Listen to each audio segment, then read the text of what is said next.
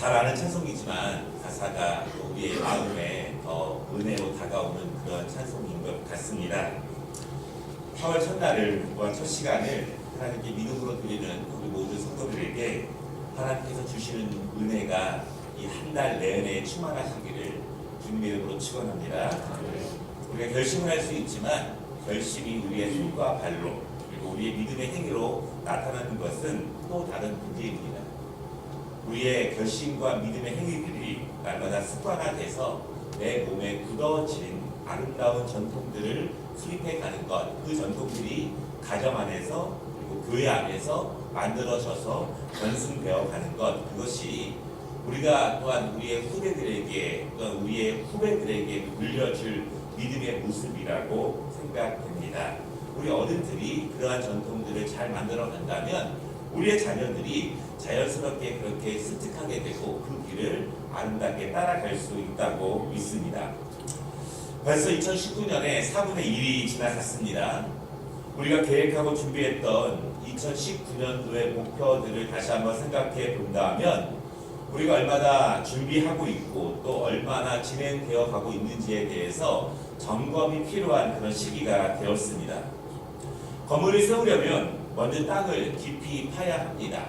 땅을 잘 파야 기둥을 세울 수 있고 그리고 그 다음 일들을 할 수 있는데 아마도 우리가 2019년에 하나님께서 우리에게 주신 계획과 목표들이 있다면 아마도 1월에서 3월까지는 땅을 깊이 파는 그런 시기가 아니었나, 기초를 다지는 시기가 아니었나 그렇게 생각합니다.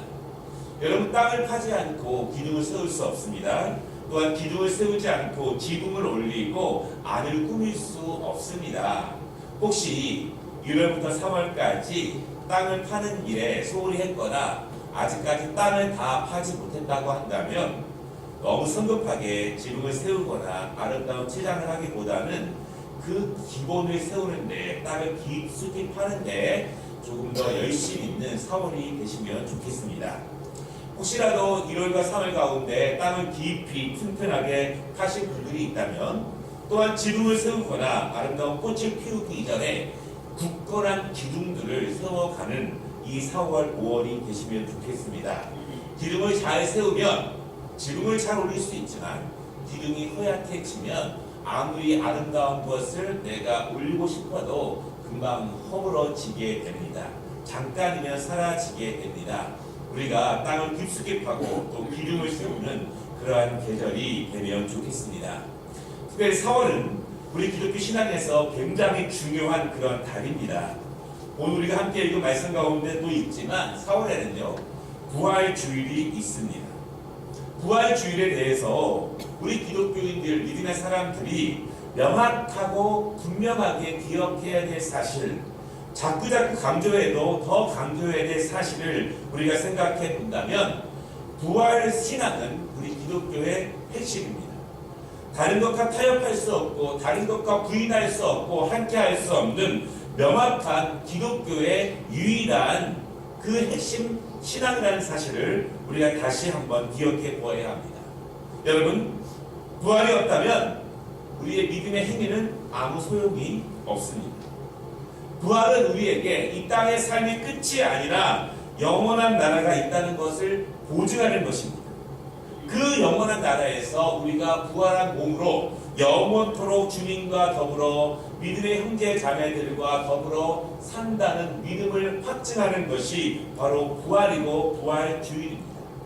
우리가 그러므로 이 4월을 맞이하면서 우리의 신앙의 가장 핵심적인 그 부활 신앙에 대해서 다시 한번 명확하게 인식하고 그 은혜를 누리는 이 4월이 되시기를 주님의 이름으로 축원합니다. 오늘 말씀의 핵심 구절은 사실은 29절 말씀에 있습니다. 다른 설명들이 있지만 예수님께서 29절 말씀, 특별히 부활이 없다고 오해하면서 그리고 또한 부활의 능력을 알지 못하는 사람들에게 예수님께서 29절에 말씀하신 핵심은 바로 이것입니다. 너희는 부활의 능력을 알지 못한다. 너희가 하나님을 온전히 알지 못하기 때문에, 너희가 하나님을 온전히 경험해 보지 못했기 때문에 부활의 능력을 온전히 알지 못하는 것이다. 그것이 오늘 말씀의 핵심입니다. 여러분, 신앙생활을 해도 부활의 능력을 경험하지 못한 사람들이 있습니다. 부활주의를 지식적으로 성경적으로 알 수는 있지만 그것이 어떠한 은혜인지, 그것이 우리에게 어떠한 변화를 주고 능력을 주는지에 대해서 경험해보지 못한 사람들도 사실 굉장히 많다라고 하는 것입니다.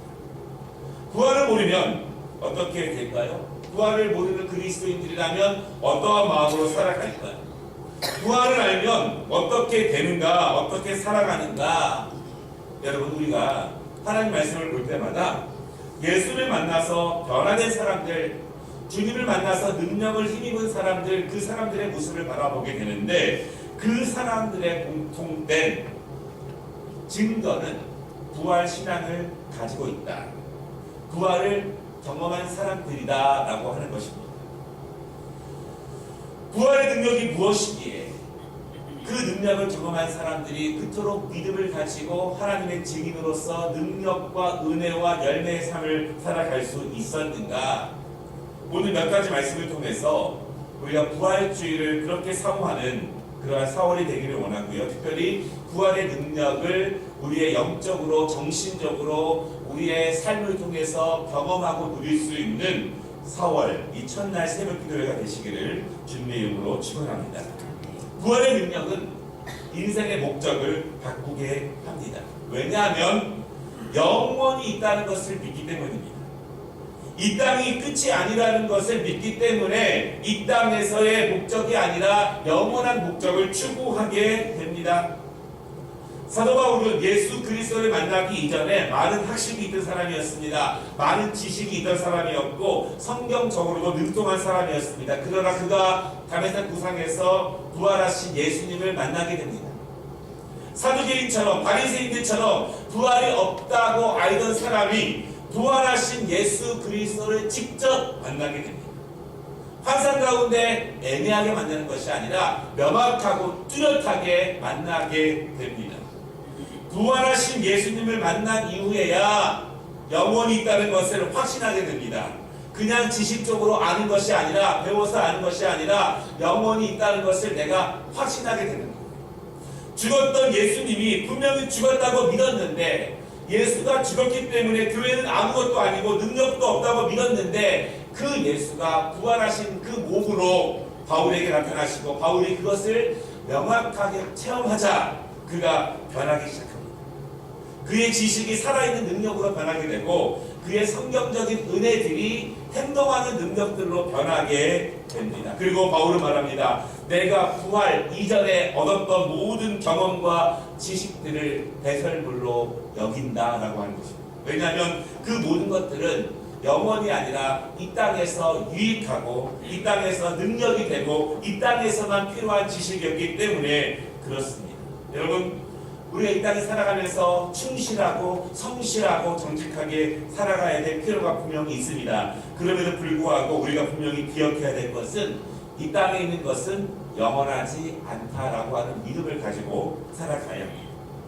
이 땅에 있는 것은 영원하지 않기 때문에 영원하지 않은 것으로 만들어진 모든 물질들은 우리의 영원한 평안을 보장할 수 없다는 것입니다. 우리의 영원한 행복을 보장할 수 없고 영원하지 않은 물질들은 그 물질들을 가지고 우리의 영원한 미래를 보장하지 못한다는 사실을 여러분 굳건하게 믿으시기를 바랍니다.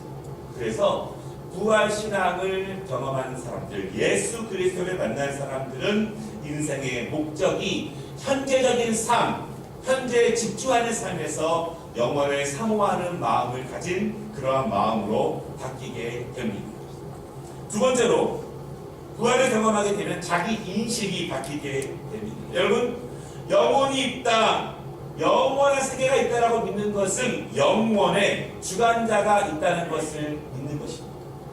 이 땅에서 이 땅만 있다고 살아가는 사람들은 내 자신, 내 지식, 나의 것, 내 뜻, 나의 모든 인생을 내가 주관하려고 합니다. 그러나 영원히 있다고 하는 것은 내가 주관자가 아니라 영원한 나라, 영원한 생명의 주관자가 있다는 것을 믿는 것입니다.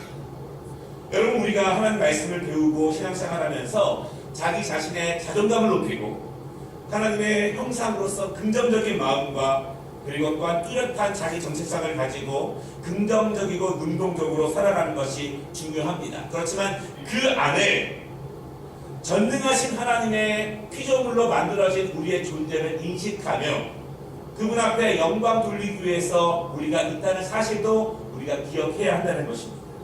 바울은 주님을 만난 이후에 이렇게 고백합니다. 나는 사도 중에 지극히 작은 자입니다. 나는 죄인 중에 괴수입니다. 라고 하는 것입니다. 우리가 분명한 자존감을 가지고 살아가고 있지만 하나님의 그 영광 앞에서 우리가 한없이 얼마나 낮고 겸손해야 하며 그리고 하나님의 그 영광 앞에서 우리가 어떠한 모습으로 이 땅을 살아가는지에 대해서 말씀해 주고 있는 그러한 말씀입니다. 여러분, 영원한 나라에 대한 주관자가 있다는 사실을 여러분 믿으시기 바랍니다. 그분이 우리의 주인 되셔야 한다는 사실을 믿으시기 바랍니다. 내 인생, 내 결정, 내 자녀, 내 가정, 그 영혼을 통치하시는 하나님의 말씀이 통치될 수 있도록 여러분 그렇게 믿음을 가지고 사시기를 바랍니다. 하나님의 나라가 이루어지는 것은 하나님의 말씀이 통치되는 그곳이 하나님의 나라입니다. 특정한 땅과 지역이 있는 것이 아니라 하나님의 말씀이 이루어지는 그곳이 바로 하나님의 나라가 되는 것입니다. 하나님의 나라 말씀이 내 안에서 통치되고 다스려지고 이루어지고 우리 가정에서 하나님의 말씀이 이루어지고 내가 있는 곳에서 이미 하늘에서 이루어진 뜻이 나를 통해서 이루어진다면 우리는 하나님의 통치를 받는 것이며 그리고 주관자 대신 그분의 뜻을 이루어가는 것입니다.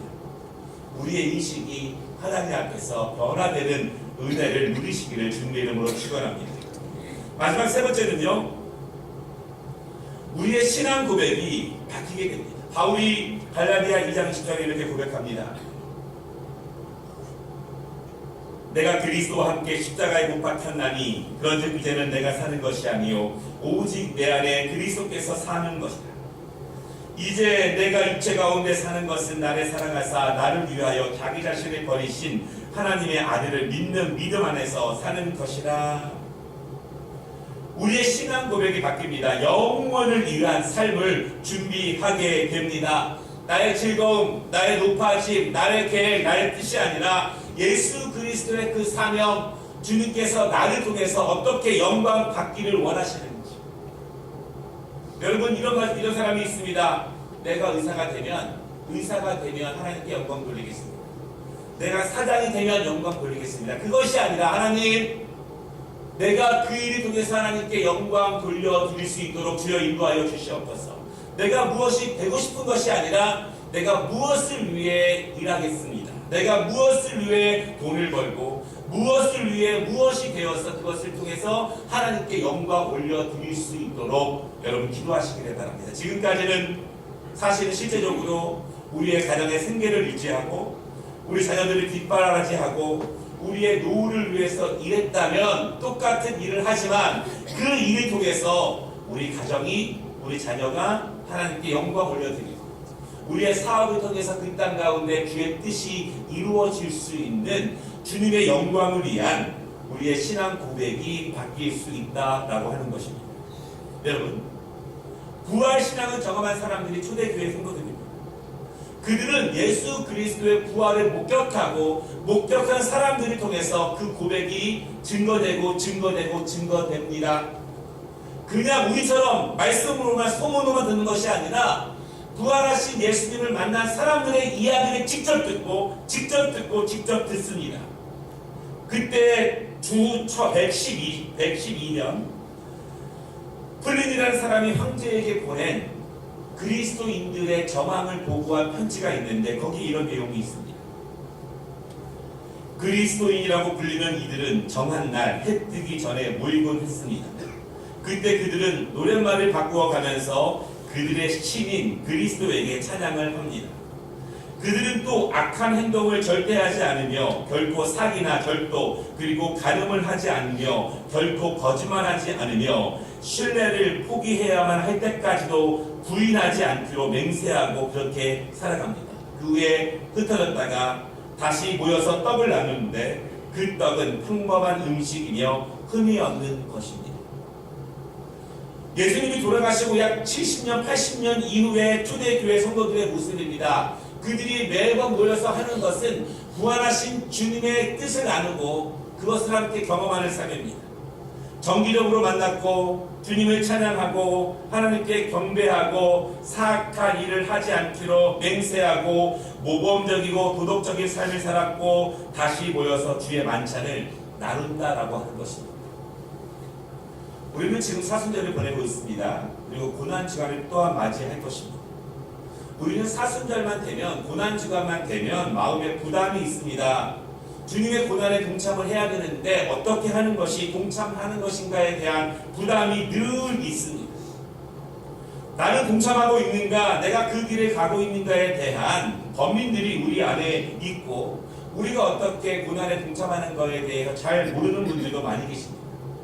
미디어 금식을 하기도 하고 육체적인 금식을 하기도 하면서 육적으로라도 고난에 동참해 보려고 하는 성도들도 있고, 잠을 못 자고 졸린 눈을 부릅쓰고 특별 새벽 기도에 나오는 것이 우리가 고난에 동참한다라고 믿는 분들도 있습니다. 아니면 평소에 하지 않는 실제적인 육체적인 일을 하면서 고난을 경험해야 되는가, 그렇게 말하는 사람도 있습니다.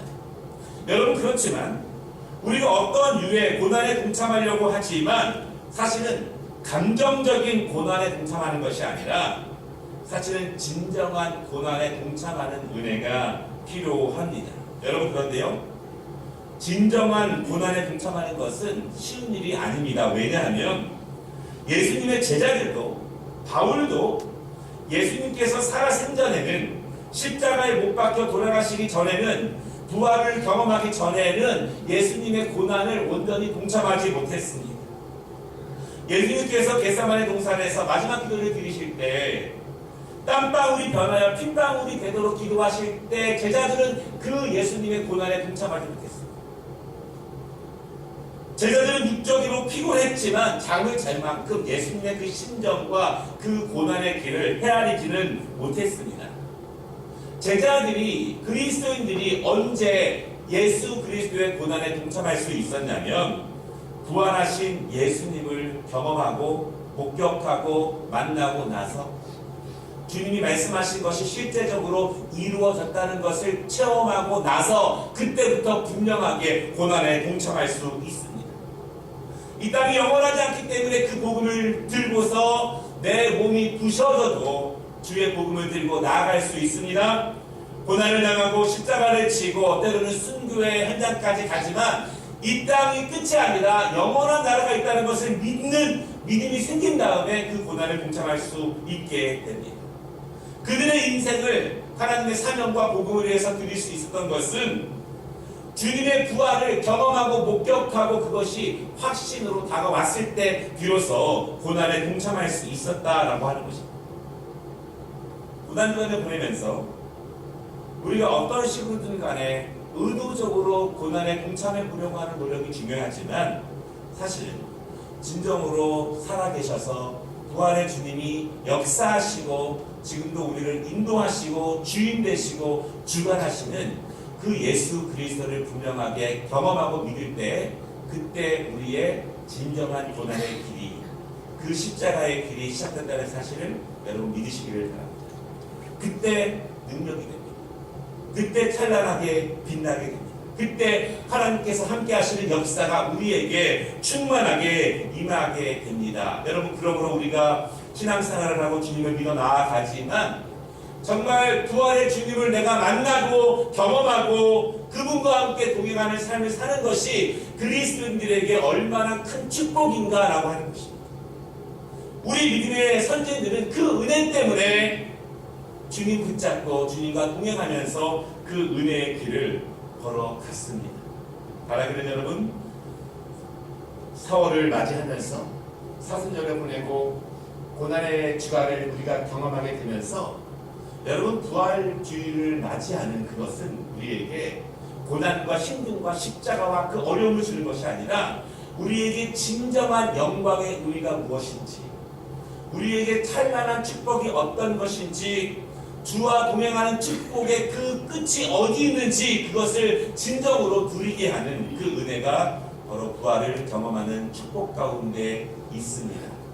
하나님 이 4월 그 은혜를 통해서 다시 한번 거듭나는 축복, 다시 한번 주와 동행하는 축복, 그리고 하나님이 주시는 이 개신교 기독교 복음의 진수 그 영적인 은혜를 우리의 실제적인 삶 가운데 맛볼 수 있는 축복이 임하기를 주님의 이름으로 축원합니다. 기도하겠습니다.